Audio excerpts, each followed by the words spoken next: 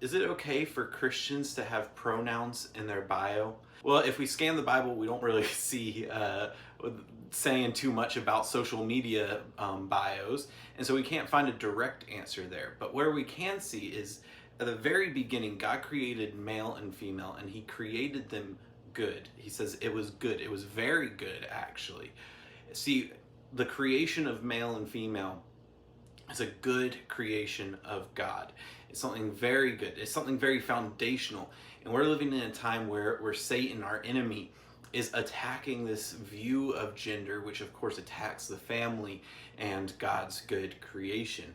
And so when we support the idea of this transgenderism ideology, when a guy can call himself a girl and vice versa, then we're only feeding into those attacks of Satan as opposed to fighting against them.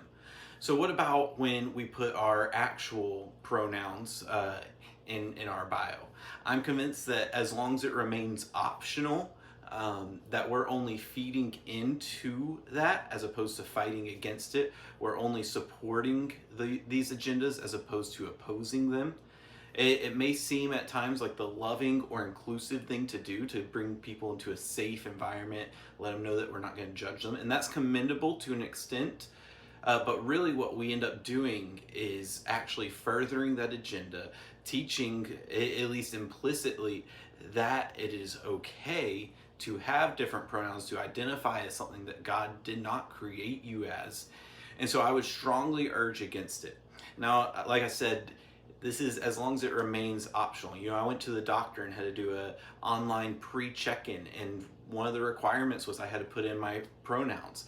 I don't think it's wrong for a Christian to necessarily have to fill out required forms like that and put their pronouns. If Instagram even made it a requirement, or TikTok made it a requirement for you to put in your pronouns, I don't necessarily think you'd be in sin to have a TikTok or Instagram in that situation and have your pronouns displayed there.